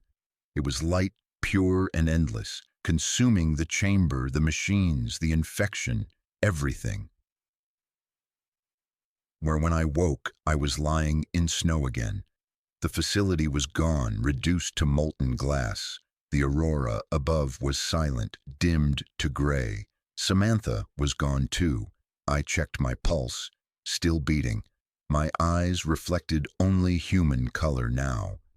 For the first time in months, the whisper was gone. No Kasparov, no hive, just wind. I should have felt relief. Instead, I felt empty. The radio crackled beside me. Hart's voice, recorded, faint. If you're hearing this, you enacted Ghost Protocol. The network is offline. You saved what's left of us. But Ethan, there's a cost to every silence. The hive will return because humanity always rebuilds its own madness. When it does, you'll be needed again. The transmission ended. I sat there under the dead sky, holding the radio, and realized she was right. The hive wasn't a virus, it was evolution, and evolution never ends. 2 weeks later, I walked into a small village outside Oslo. No one recognized me. I rented a cabin by the sea and spent my days in silence, my nights listening to the wind. Sometimes, when the waves hit the shore just right, I swore I could hear Samantha's voice, soft, distant, telling me to rest. But I can't rest, because some nights the static returns, a flicker on the radio, a hum beneath the skin, a single word whispered through the dark again. And when it comes, I don't feel fear, I feel ready. The sea never really sleeps. Even at midnight it breathes, slow, relentless, whispering secrets through the waves. From my cabin on the Norwegian coast, I could hear it every night, a pulse beneath the wind, constant, familiar, almost human. I told myself it was only the tide, that the hum in the air was just memory, not the hive, not him. But denial is just another form of faith, and faith has never saved me. It's been 6 months since Arclight burned. The Bureau declared the project classified and erased every trace of its existence. The world kept turning, as it always does after catastrophe, pretending it didn't just brush against annihilation. They think I'm dead. Let them. Most days I live like a ghost, fishing off the rocky shore, patching leaks in the roof, drinking more than I should. Some mornings I forget the names of the people I killed. Others I remember every one. The infection's gone, or at least dormant. My blood work's clean. My eyes are still mine. But sometimes when I sleep, I see golden light flicker beneath my skin, like something alive waiting to wake.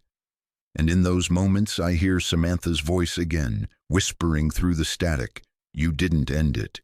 You only paused it."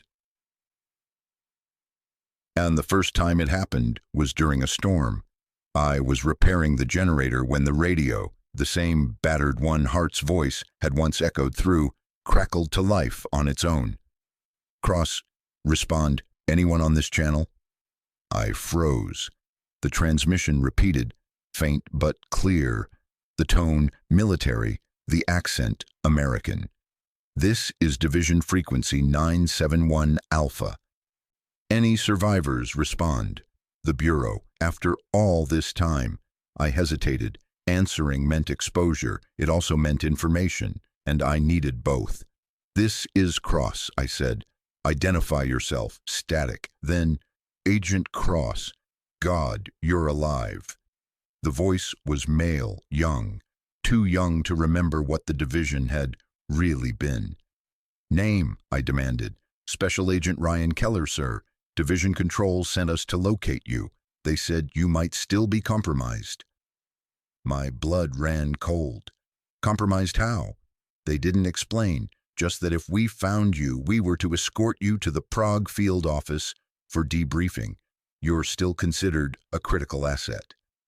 Prague, the origin of the last signal, the center of the hive's pulse.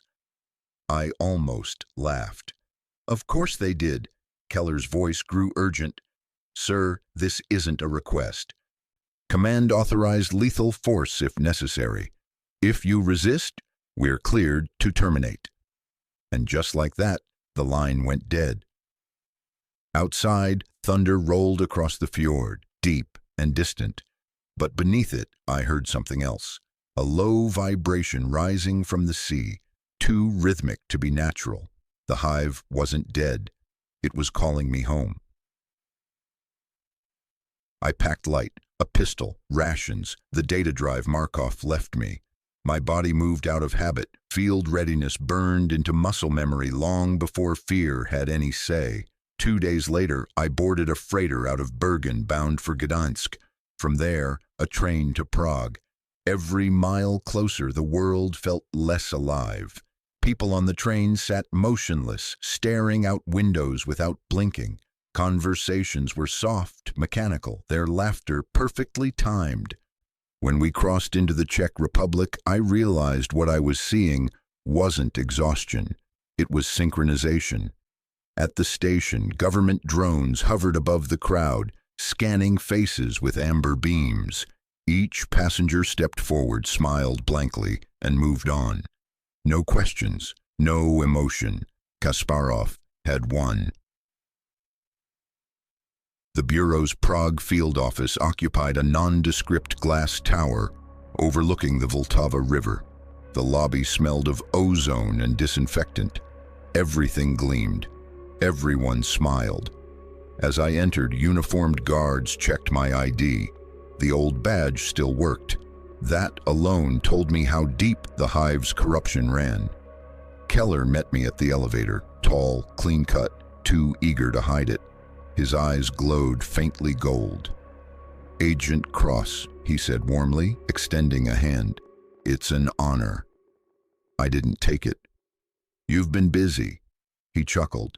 "We've made progress. The division's stronger than ever, efficient, peaceful." "Peaceful," I repeated. He led me through sterile corridors lined with glass offices.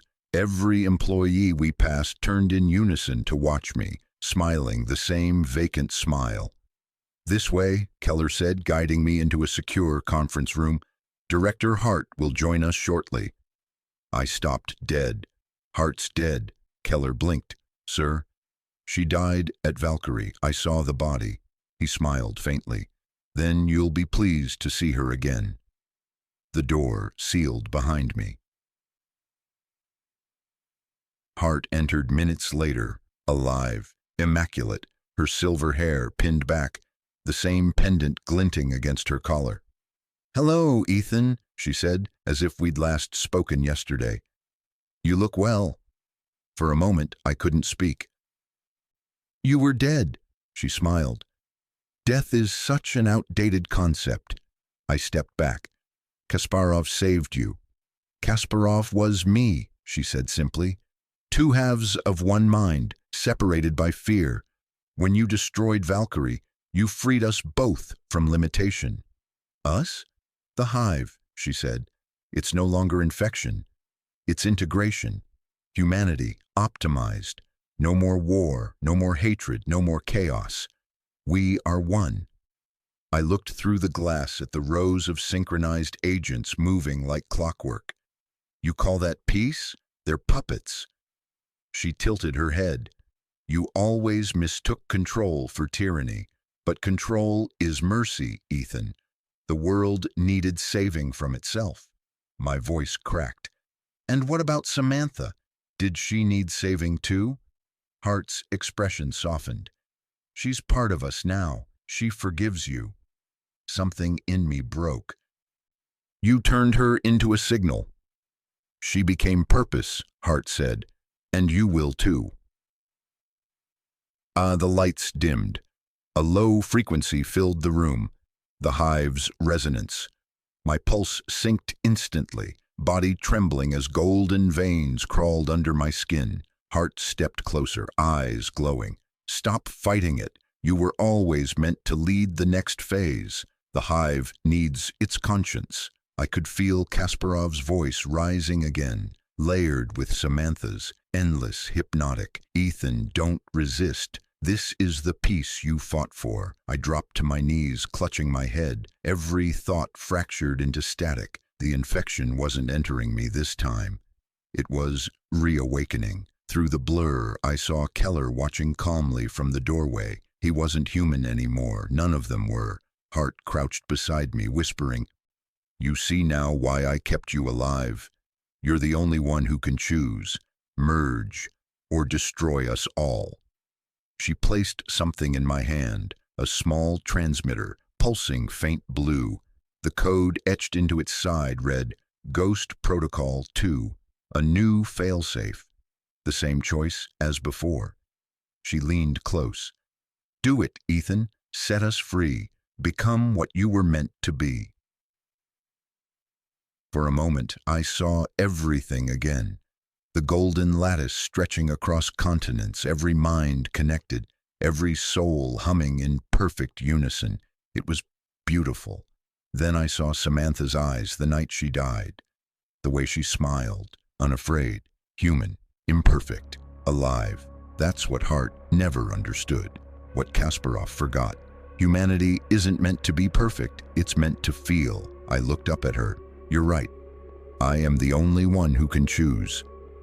Then I activated the transmitter. The room exploded in light. When the flash cleared, the building was silent. The hive frequency vanished. The agents stood motionless, their eyes dimmed to gray. Hart lay on the floor beside me, breathing shallowly. The gold light was fading from her eyes. What did you do? She rasped. Ghost Protocol 2, I said. A mirror signal. It turned their unity inward, made the hive consume itself. She tried to laugh, but coughed instead. You killed us all. No, I said softly. I set us free. She looked at me one last time, the faintest hint of humanity flickering through the emptiness. Then who frees you? Her hand slipped from mine. The light in her eyes went out. I stumbled through the empty hallways, past the bodies of still smiling agents, until I reached the roof. Prague burned below, power grids collapsing, drones falling from the sky. The city screamed, then fell silent. The signal was gone. But as I stood there watching the dawn creep over the ruins, I realized what she'd meant. The hive wasn't just out there anymore. It was inside me, always had been. I was the last transmission. I pulled the data drive from my pocket, the last piece of Markov's work, the original seed code of Project Sybil. Without it, the hive could never rise again. All I had to do was destroy it. The sun rose, painting the river gold. For a moment, the reflection shimmered like light beneath the skin. Kasparov's voice whispered faint as breath. Evolution doesn't end, Ethan. It waits. I stared at the drive. Then I threw it into the river. The ripples spread outward, catching the dawn, and for the first time in years, the hum went silent. The river swallowed the data drive like it was never there. For a few seconds, I just watched the ripples fade, feeling the weight of 6 years dissolve into the morning mist. The wind carried the faint smell of smoke from the burning city, but underneath it, silence. A kind of silence that felt unnatural, too complete. I should have felt relief. Instead, I felt hollow. The streets below were littered with still bodies, bureau agents, civilians, hive vessels, all collapsed where they stood, eyes half open, faces peaceful. Some would wake, most wouldn't. Their network, their shared pulse, was gone. I had ended it. At least, I told myself I had. As the hours passed, I felt something stirring again. Not a voice this time, but an absence, like a missing limb I could still feel. The hive's echo wasn't gone. It was waiting for confirmation, waiting for me to tell it the war was over. But the truth was, I didn't know if it ever would be. By nightfall, the Bureau's surviving satellites had begun rebooting. Emergency broadcasts flooded the remaining cities. Governments declared martial law. The world's communication grid had been severed for almost 12 hours, long enough to make humanity remember what fear felt like. And maybe that was the point. I found shelter in an abandoned church outside Prague, its stained glass windows shattered, the crucifix hanging by a single nail. The irony wasn't lost on me. Man's faith always ended up dangling from something broken. The infection inside me had gone quiet, but I knew it wasn't gone. My reflection in the cracked glass still shimmered faintly gold when the light hit just right. That night, I dreamed of Samantha again. Not the Hive version, not the golden-eyed prophet of unity, but the woman I knew before all this. Her laugh, the way she'd tease me for over-preparing, the way she'd call me Agent Robot when I forgot to eat. In the dream, she was sitting across from me at a small cafe, sunlight spilling through the window. No war, no hive, just two people pretending the world hadn't gone insane. When I reached for her hand, she whispered, "You can stop running now." And when I woke, for the first time in years, I believed her. 3 weeks later, I reached Geneva. The city had become the de facto headquarters for what was left of the world's intelligence network. The Bureau's European branch was gone. What remained had been absorbed by a multinational task force called the Restoration Commission. Their mission: rebuild global infrastructure, contain the fallout, and quietly erase every trace of Project Sybil. I walked in through the front gate like a ghost returning home. No one stopped me, no one recognized me. Inside, the air smelled of antiseptic and fear. Analysts in mismatched uniforms moved through the hallways, clutching tablets filled with fragments of the old world. Broken code, collapsed economies, wiped memories. I approached the main console and requested access. My credentials still worked. Of course they did. The database listed every known casualty linked to the Hive collapse. Names scrolled endlessly, thousands of them, then tens of thousands. I found Samantha's name near the bottom. Ortiz, Samantha M. Kaya, biosignal terminated. But beside it, in smaller text, was another line. Biosignal resurgence, unconfirmed. I stared at it for a long time. Maybe it was a glitch, maybe not. I pulled up satellite telemetry from the Black Sea region, the site of Valkyrie's remains. Amid the static, faint readings pulsed at regular intervals. Gold frequency, heartbeat rhythm, Kasparov's signal. No, hers, Samantha's. I stole a Bureau transport plane that night. I didn't bother with stealth. Nobody was watching the skies anymore. Humanity had more immediate problems. Food shortages, riots, the sudden silence in their heads. It took me 2 days to reach the Black Sea coast. When I landed, the wind carried the scent of salt and ash. The old Valkyrie site was unrecognizable, a cratered wasteland of twisted steel and fused sand. But the readings were stronger here, pulsing from beneath the ground like veins of light. I descended through the debris until I found a fissure, a tunnel that led into what remained of the underground complex. My flashlight cut through clouds of dust and vapor. The walls hummed faintly, alive. The deeper I went, the louder the pulse grew.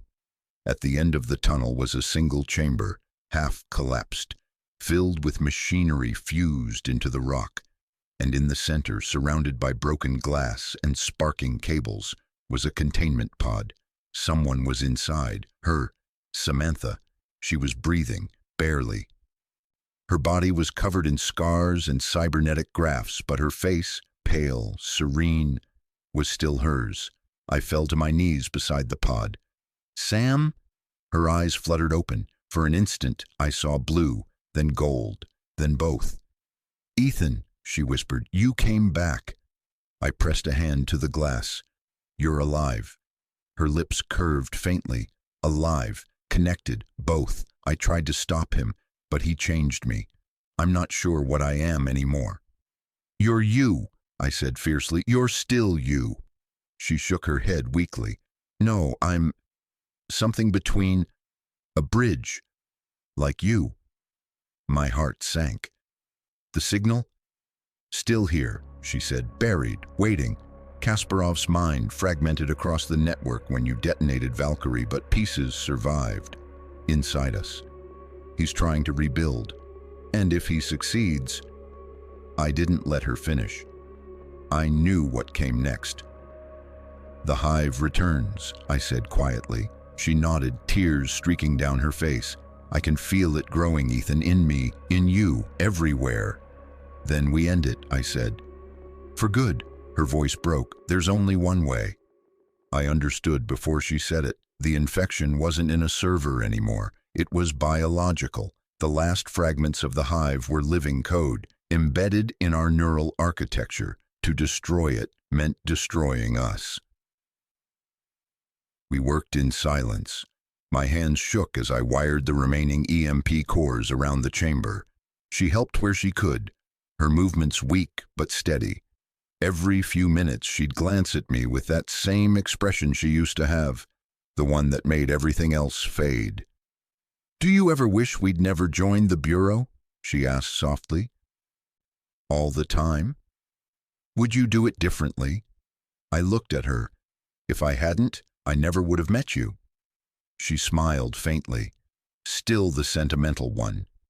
I learned from the best. When the final charge was set, she reached for my hand. "Promise me something. Anything. When it's over, don't remember me as what I became. Remember me as what we were." I nodded. "Always?" She leaned forward, pressed her forehead to mine through the glass. "Goodbye, Ethan." I stepped back, thumb hovering over the detonator. She closed her eyes, whispering something I barely caught. "Evolution doesn't end, Ethan. But maybe it can rest." The detonator clicked. White light filled the chamber. When I woke, there was no sound, no hum, no heartbeat except my own. The pod was gone. The machines were gone. The entire chamber had been turned to glass. Outside, the sea was calm again. For the first time in years, the world was quiet.